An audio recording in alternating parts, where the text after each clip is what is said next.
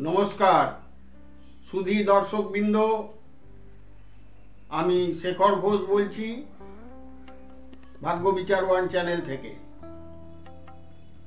আজকে বুধ গ্রহ সম্বন্ধে কিছু কথা বলবো।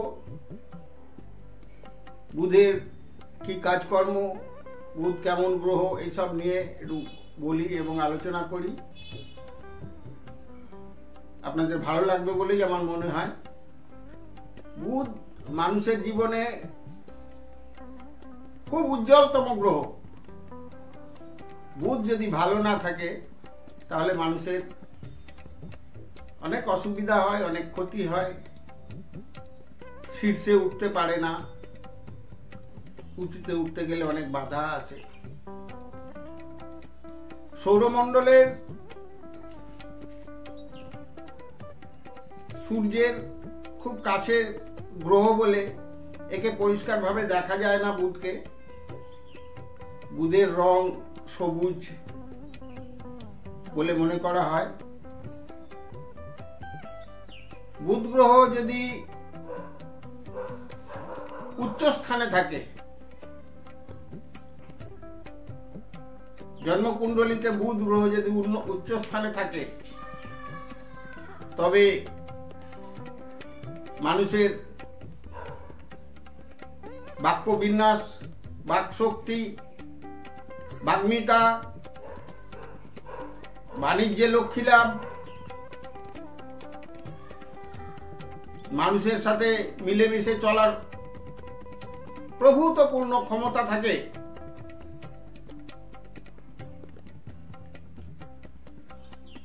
বুধ খুব চঞ্চল গ্রহ, একে বালক গ্রহ বলা হয়, চঞ্চল গ্রহ। বুধের কাজকর্ম বেশ ভালো, এমনকি এ যদি মারক ঘরে থেকেও বুধের ভালো কাজ দেয়, এটাও আমরা লক্ষ্য করেছি।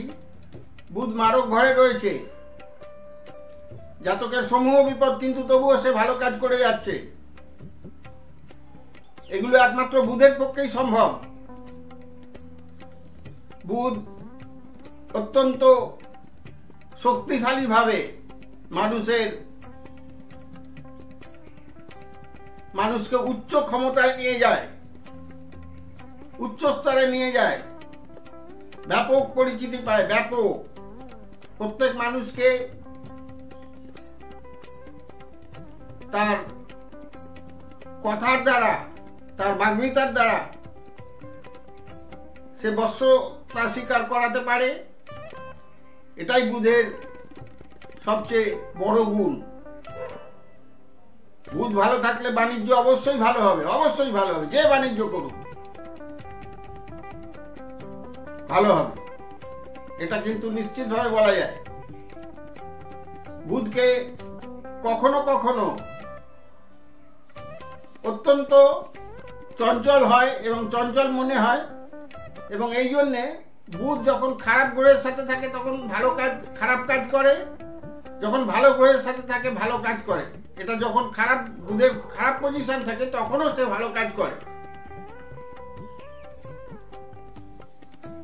বুধ কখনো কখনো মারক হিসেবেও চিহ্নিত হয়, তবে সেটা খুব কম সময়। লগ্ন থেকে অষ্টম ঘরে থাকলে মানুষের কিছু ক্ষতি হয় বুধ গ্রহের জন্যে। এই জন্যে তার রেমেডি আছে।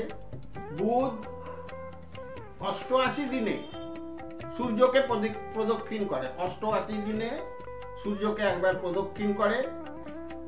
একটি রাশিতে তার অবস্থান হচ্ছে 25 দিন। 25 দিন পর্যন্ত একটা রাশিতে সে অবস্থান করে, এবং সেই সময় তার কাজকর্ম যদি ভালো অবস্থায় থাকে তবে অত্যন্ত ভালো হয়। বুধ একটি অর্থকরী গ্রহ। বুধ প্রচুর অর্থ মানুষকে প্রদান করে। বুধের জন্যে মানুষ তার ভালো স্বভাবের জন্যে, ভালো জ্ঞানের জন্যে, ভালো কথাবার্তার জন্যে প্রত্যেক মানুষ তাকে বিশেষভাবে চিহ্নিত করে থাকে। বুধকে চন্দ্রপুত্র বা শশীপুত্র বলা হয়। বুধের জ্ঞান এবং অনেক লেখক, কবি, সাহিত্যিক, এদের বুধের প্রভাব খুব ভালো থাকে, যার ফলে এরা এইগুলো কাজগুলো সে নিশ্চিতভাবে করতে পারে। একটি কলাযুক্ত গ্রহ বলা যায়। বুধ যদি মানুষের শীর্ষস্থানে থাকে, উচ্চ স্থানে থাকে, তবে সবাই তাকে চেনে এবং পরিচিতি পায়। সবাই আঙুল তুলে বলে ওই যে লোকটা, সে যেই হোক তাকে মানুষ চিনবে, জানবে, তার সম্বন্ধে নানা রকম ভাবে প্রচার হবে এবং তাকে চিনতে সাহায্য করবে। এই বুধের জন্যই মানুষ অর্থনৈতিক সহায়তা পায়। কখনো কখনো এরা ফাটকা পয়সাও পেতে পারে। লটারি বা কোনো জায়গা থেকে পাওয়ার ব্যাপারে এরা অনেক সময় অর্থ পাওয়ার জন্য এরা খুব ভালো হয়। এদেরকে কখনো কখনো নির্বোধ মানুষকেও অতিজ্ঞানী বলে মনে হয় তাদের কথাবার্তায়। এই কারণে বুধ সবসময় মানুষের ভালো কাজ করে এবং ভালো রাখে মানুষকে। বুধ যদি মীন রাশিতে অবস্থান করে, মানুষের মীন রাশিতে অবস্থান করাটা বেশ ভালো বলে মনে হয়। এরূপ জাতক স্ত্রী জাতির প্রতি অত্যন্ত সদয় হয় এবং এদের সুন্দরী স্ত্রী হয়, সুখী সংসার হয়, অর্থ লাভ করে,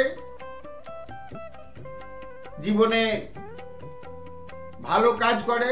এরা বিশেষত লেখালেখির কাজে, করণিকের কাজে খুব ভালো করে এবং